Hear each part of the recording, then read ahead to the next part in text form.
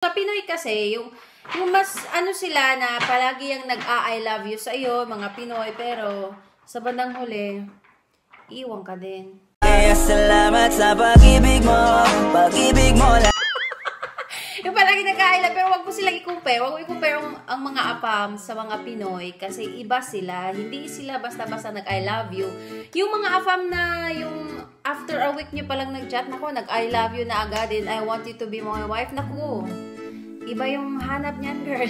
Doon na tayo sa last na tayo, mga pips, is pointless banter messages.